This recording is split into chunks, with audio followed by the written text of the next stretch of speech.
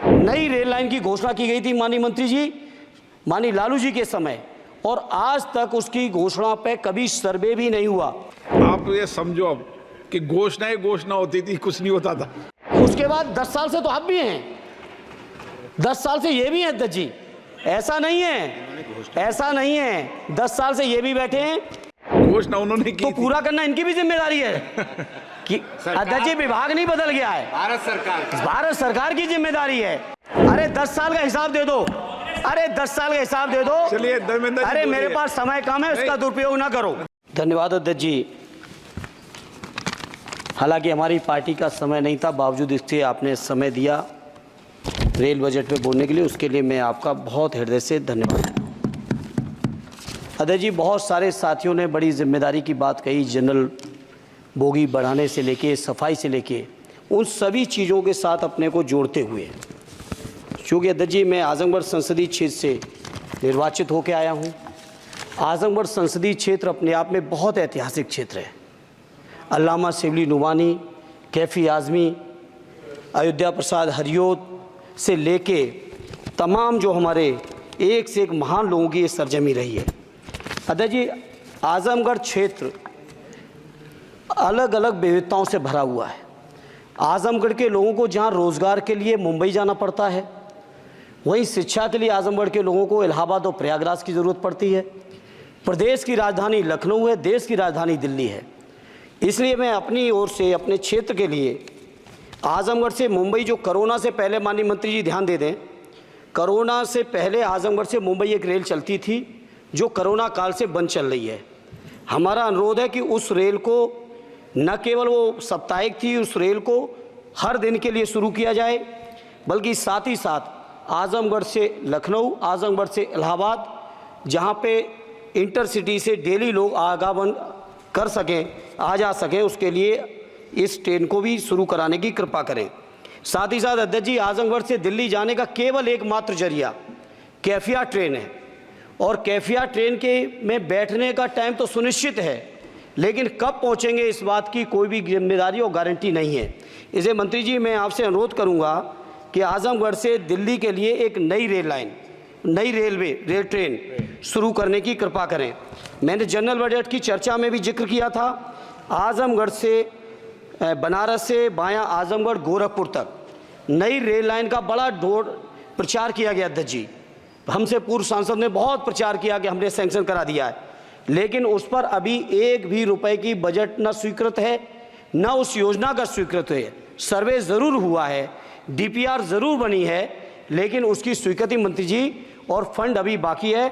मैं उम्मीद करता हूं कि आप इसको ज़रूर ध्यान देंगे। साथ ही साथ अध्यक्ष जी, आजमगढ़ में जहानागंज से सठियाओं के बीच रेलवे ओवरब्रिज न होने की वजह से घंटों जाम लगता है। इसी तरह से दो जगह और हैं, कुटवा मझगवां, बालीपुर से रानी की सराय, डुगवा कोटवा रेलवे पर अंडरपास की बहुत ज़रूरत है। अध्यक्ष जी एक मिनट और लेंगे।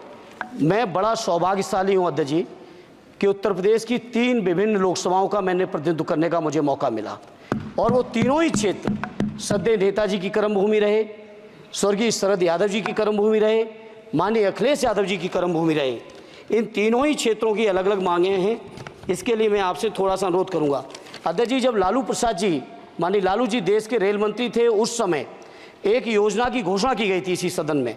वो घोषणा थी मैनपुरी से एटा, कासगंज होते हुए बदायूं, बदायूं से संभल होते हुए गजरौला तक नई रेल लाइन की घोषणा की गई थी माननीय मंत्री जी, माननीय लालू जी के समय, और आज तक उसकी घोषणा पे कभी सर्वे भी नहीं हुआ।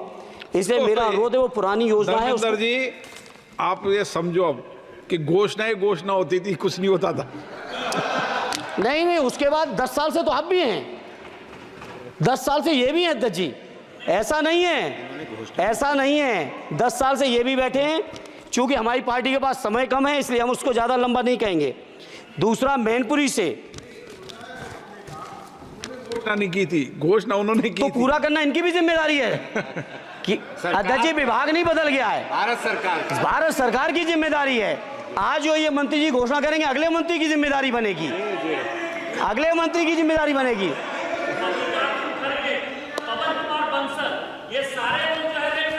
अरे 10 साल का हिसाब दे दो, अरे 10 साल का हिसाब दे दो। चलिए धर्मेंद्र जी अरे मेरे बोलिए। पास समय कम है, उसका दुरुपयोग ना करो। धर्मेंद्र जी बोलिए। अध्यक्ष जी, मैनपुरी से दिल्ली के लिए, मैनपुरी से लखनऊ के लिए, बदायूं से लखनऊ के लिए, बदायूं से दिल्ली के लिए ये रेल लाइनों की सख्त, रेलवे ट्रेनों की सख्त ज़रूरत है। माननीय मंत्री जी, 5वें नंबर की आपकी इकोनॉमी आ गई।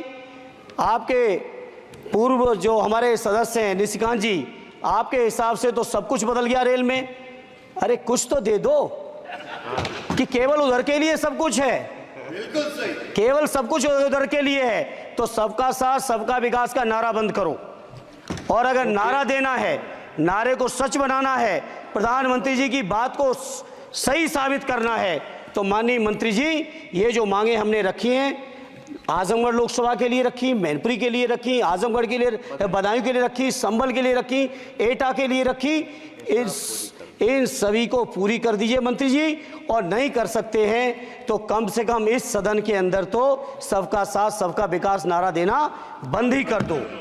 और नारा जिस दिन देना बंद कर दोगे और ये कह दोगे कि आप विपक्ष में आपका नहीं करेंगे, उस दिन हम अपने क्षेत्र के लोगों को संतुष्ट भी कर लेंगे। हमारे क्षेत्र के लोग इतने स्वाभिमानी लोग हैं। माननीय अध्यक्ष जी कि आपने मुझे रेल बजट पर बोलने का मौका दिया। मैं माननीय प्रधानमंत्री जी और माननीय रेल मंत्री जी को बहुत बहुत लाइट बीच में छूट गया, कभी आ गई। तो धन्यवाद अध्यक्ष जी। मैं कहता हूं कि जो मांगे की हैं तीनों ही क्षेत्रों की, उत्तर प्रदेश की जनता की, उसको माननीय मंत्री जी पार्टी से ऊपर उठकर सबके साथ और विकास के लिए पूरा कर दें। आपकी बहुत बहुत मेहरबानी होगी, नहीं तो ये नारा बंद करो।